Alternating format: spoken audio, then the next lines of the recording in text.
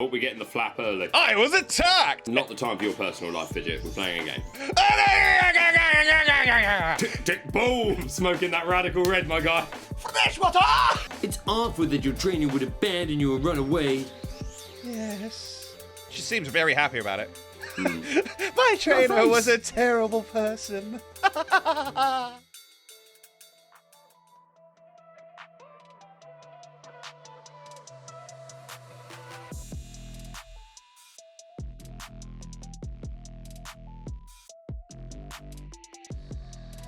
Hello, beautiful people, and welcome back to Pokemon Mystery Dungeon Red Rescue Team! My name is Captain Fidget. You missed the last episode. That's probably because you'd rather not scribble yet to ring the notification bell over to my friend Banker's channel, because every other episode is uploaded over there today! Do you know what? I've been doing that intro for over a year now, and it just still brings me so much joy. Oh, good. A good intro should motivate you and those around you, I feel, in my humble opinion. Humble opinion. Oh, we're getting the flap early. We're getting the flap. We're getting the flap. We're getting the clang. Clang. Let's get it. I hope you're hydrating, Captain Fidget. We've done a lot of talking, a lot of voice acting has happened. I was attacked! Oh no. Pokemon news extra. It's not the time for your personal life, Fidget. We're playing a game. Extra. Let's read all about it. Mega Innocent Part 1. We read this. Not the humans that appear, the later Kangaroos kind of yet. The clearly dismayed Kangaroo smoke. Like that. Pokemon news extra. Quote from Charizard on the scene. That's what I thought right from the start. Quote from Tyrannosaur on the scene. That muckraking Gengar is not getting away with this. He better be ready for it. It. What is it? We'll have to find out. T-Tar's gonna give it to Gengar. That's what I'm saying. T gonna give it to you. Gonna give it to you. Go give it to you. Go give it to you. T go give it to you. Tick tick boom. I don't think we need to sort out the items, do we? No, we're pretty good. No, we pretty much did it. We did buy the X-ray specs. I don't think that was shown on camera of previous episode, but apparently it shows locations of all items and Pokemon on a dungeon. So I think we do need to have them equipped. Well, you can put that to the test right now as you go and try and do a couple of side missions. I still rest assured that second mission I tried to do in Mount Steel, like, it never came up. This is a destination floor, which makes me think, does it always? Do you have to find it yourself sometimes? Do I have to put in manual work? Do I have to think in this game? You're telling me this game isn't going to hold my hand throughout? Do you have the stuff to do whatever you're trying to do? Find a Warp Orb. That's the mission. But it was deliver one. Okay, my bad then. That's me misreading, because it's always been delivered. It's always delivered. We never have to fair find enough. a thing. Fair enough. My bad. So in the last episode, Captain Fidget was chatting about Pokemon Unite. Very excited for that. Hope you commented on the last episode and hit the like button on it to let us know how you're feeling about Pokemon Unite. And in this episode, while Fidget does some playing, I'm going to do a little bit of talking. I already mentioned this to Captain Fidget before we started recording the previous episode, but just the other day, and this is going to be interesting, only really be mainly interesting to those of you that are interested in wrestling, but even if you're not interested in it, then you might still enjoy the short story. But for those of you that don't know, I'm massively into wrestling, have been since I was 11 years old, and I first discovered it and became literally obsessed with it. And to this day, like, I've mentioned this to you, Fidget. It was one of the first things I ever wanted to be, and to this day, I'm still I still have like unfinished business in my soul. It's where you got into acting. Yeah, it's basically what got me onto that threshold. But it's been very important to me, but not just for that reason. I don't even think I've really gone into this bit in depth with you, Fidget. But another reason why it means a lot to me is I've made references on the channel in the past towards like my mum's mental health, and she's had issues in the past with health, and she's had a hard life basically.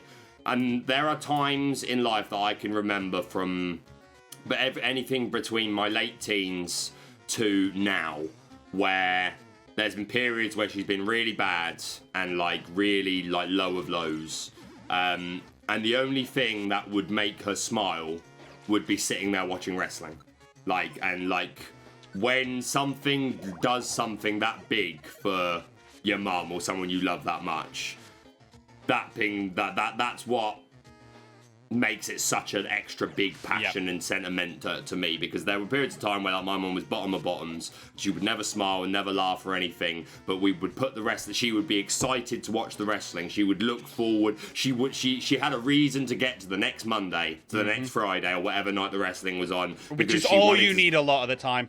Yep, you just need a reason to get to the next week. Just a reason to get to it, and that provide. I mean, again, like, you know, she loves me, but again, from those of you that know that have had poor mental health may know that you can know there are people around you that love you but still not want to be a burden to that person, and you don't think of it that way. You don't always think of like what it would do to that person for you to not being around. That's not always the way your mind works. So that would be an extra reason for her to get to a next week and smile and laugh, and she would get so into it, and she would become my mum again. She would become the vibrant woman that I remember from my childhood.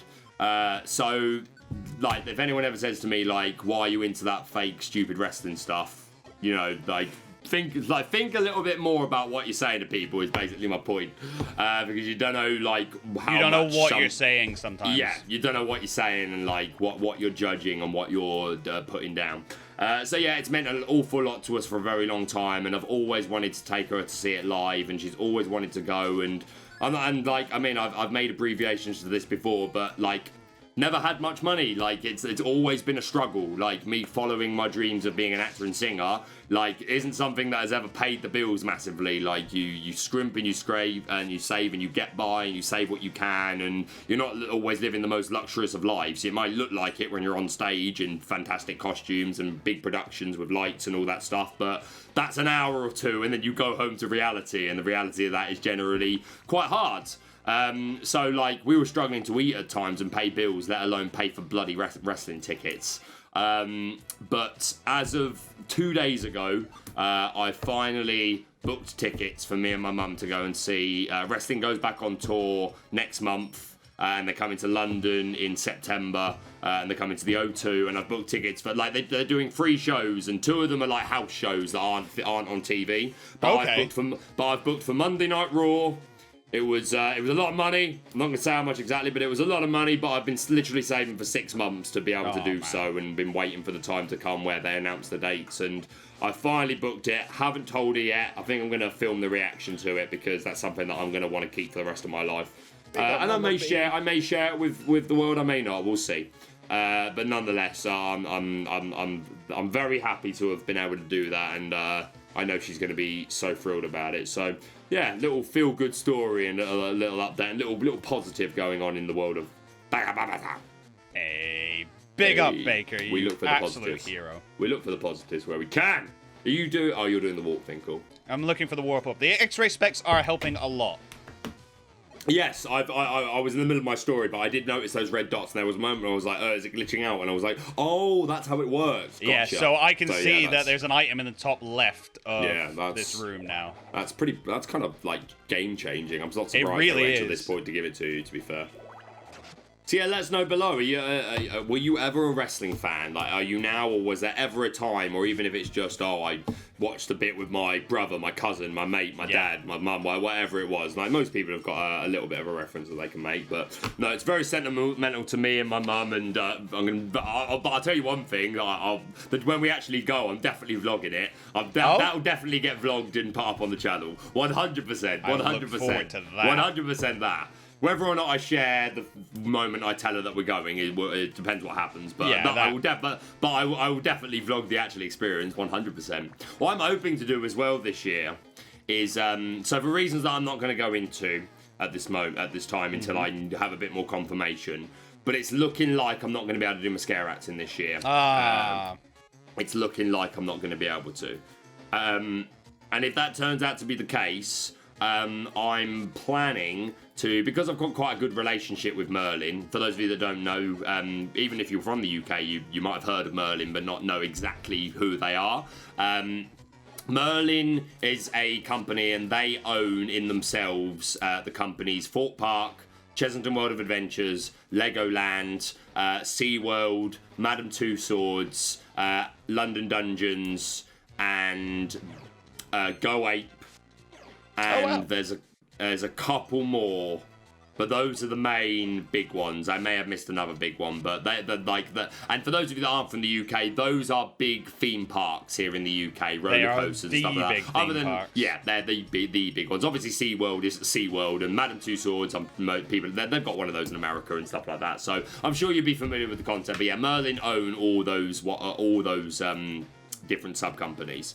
And because I've worked for Chesington and Thorpe Park for the last 4 years, I've got a bit of a relationship with like people that work like higher up in management, and my hope is I'm going to contact them and say, look, I'm not going to be able to scare act for you this year, but I'm now like, I've got my own sort of like YouTube channel, and like I'm trying to like build this presence as well. I'm an influencer and what?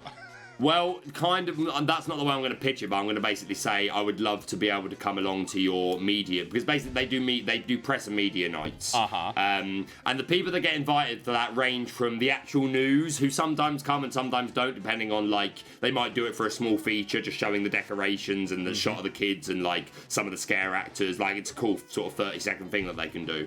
But generally speaking, it's YouTubers, and, like, some of them are smaller, some of them are really big, some of them are really, really big. But generally my channel isn't the channel size that they would give a press invite to. But I'm hoping, because I've worked for them and I've got a bit of relationship, I can say, look, you know, I may not be as big as some of the channels that you would get to come and do it, normally to come and do press night, but I've got more experience with this. Exactly, I've got more experience with it. I can talk about it from a perspective of behind the curtain, unlike the way others can. And I'm hoping that they're going to let me. And if that is the case, over October, I'm going to be turning into a scare acting channel for a month. October, sorry. But yeah, that could be good. That could be quite fun to do. So yeah, vlogs coming. Basically, the moral of the story is vlogs coming to the channel, my guys. Well, you look confused and afraid. I think I'm out of food. Oh no. Buttons! Food. Oh no, I meant to do that. But buy more food. Or get out of storage anyway. No, I meant to eat the blast seed. Eat the heal seed? Oh wow, really doesn't fill your belly up very much at all. No, it's not its main cause. Okay. No worries. Be on the scout for any food on the floors. Have yet to see any apples. Shut up, Aaron. Shut up, Aaron. Thick wig. Shut up. Makes me think of Steven, which makes me think of Rising Ruby, which I'm getting back to tonight. I got lost so many Pokemon last stream. Oh man, I was there. However, talking about lost Pokemon, do we want to talk about your beautiful charity stream last night? Oh yes, absolutely, 100% of the time. Because hopefully by the time this goes up, these shirts are still on sale. They might not be by the time this goes up. By Sunday? I'm not sure. I'll have a word with Rennie and say that I recommend that he keeps it open for a little longer, but whether or not he'll be able to, I don't know. But basically, long short of it, for those of you that don't know what the heck we're talking about, friend of ours, every Rennie, item. I checked every item. I told you, man. I told you. Game's out to get us. Just pick a different one. We got half the episode left. Yeah, Rennie, friend of ours, he's an ex-content creator himself, and he still dabbles, but he's an incredible artist. He did the current channel logo, the Bullet Club style Bulbasaur. He's done... Oh, I can actually switch to it. Hold on. Hey. Yeah. No, not this. That's not what he did. That's the intro. This is what he did. There we go. Yeah, made this Bulbasaur as well. Incredible artist, and I've got some more stuff that he's doing for me soon. But nonetheless, he made a bunch of merch. He designed a bunch of merch that's being sold on Redbubble, with all the proceeds going towards the Trevor Project, which was a charity that I actually didn't know anything about beforehand. But it's they all their proceeds go towards helping disadvantaged LGBT plus communities, which is a fantastic cause. And he asked if I would be willing to do a versus stream with him and do like a 4 or 5 hour thing and try and help further promote his merch store, and I was more than happy to do so, especially because we were playing a Radical Red versus, which, you know, anyone who knows me knows how easy He's a boy addicted. is tempted by a bit of Radical Red. I'm smoking that Radical Red, my guy. I've been smoking that Radical Red again. I'm sorry. I let you all down. I said I would. Can't help himself. I can't help myself. I need to get onto some sort of program. RR Anonymous. RR Recovery, yeah. Radical Recovery. But nonetheless, we played with Reddy, and over the course of the stream, I think he said he got like another 12 merch orders in, and he had a range of things that cost between £1 for a sticker up to like £25 to £30 for a t-shirt or a hoodie. So yeah, I got myself one of the t-shirts. Hopefully, you'll have to tell me which one in a minute. Sorry, dog started going nuts. So yeah, you may still be hearing her a little bit, but I'm going to crack on nonetheless. But yes, we helped to get some more merch sold with going towards the Trevor project, and helped get some more followers for Rennie's channel. So fantastic stream, and I enjoyed it very much, even though it was probably my best I've ever played Radical Red, and I lost to Misty. Not even not even got as far as I have gotten in the past. So kind of sorry about that, but nonetheless, it was a great stream. Had a lot of fun for a good cause. What more can I say? What more can you say? What more can I say? I bought myself the Poke Pride shirt. I was a big fan of the way that looked. And honestly, all right, on a note, there's the art in the background there, you can see that I bought as well. Yeah, that's such a Radical sick design. Red. Let me get it closer.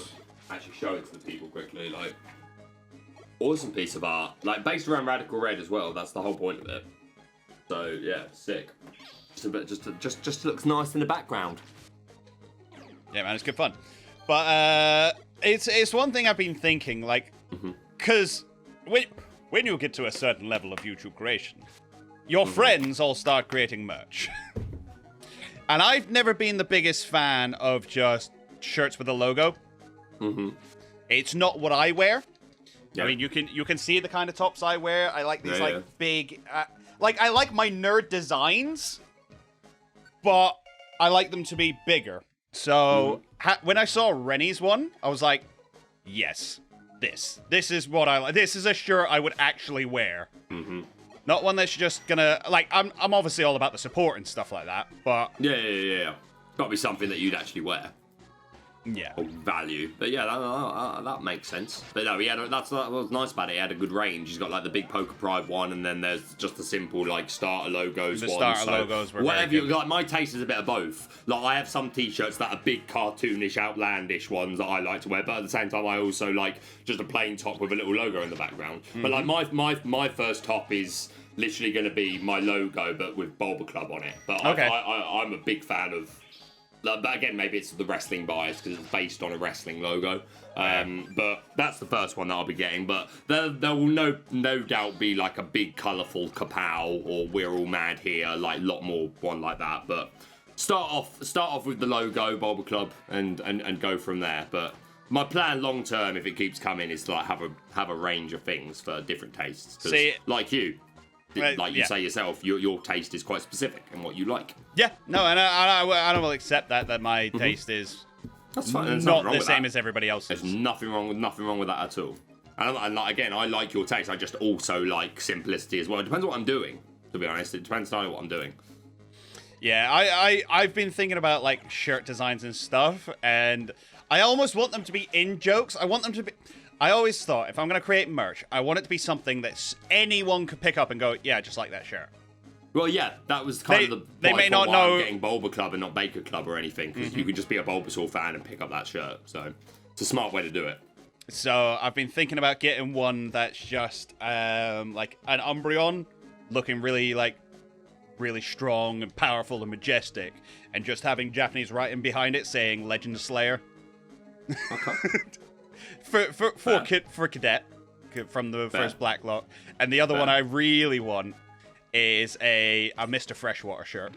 Freshwater, yeah, I think that's a good idea. I'd buy that. Just the guy in at the start of the gyms being like, Freshwater! Yeah, that's great. That's a great idea. That's a great idea. 100%. That would mass sell in my opinion. But you would get eyes on that. Yeah, I like it, bro. So Say again. But I don't know where, and I'm always really funny about quality. I don't want to sell tat. I don't want like how it feels. Yeah. Yeah. And I don't want the print to break down after like of course not. 2 months and stuff like that. So it'll be about finding the right company to work with and things like that. Which is why I've been recommended a couple, but I wanted to just jump in and. Well, you've been recommended someone local in the to UK. you, haven't you? Yeah. I'll let you know once I've sampled them and see how they go.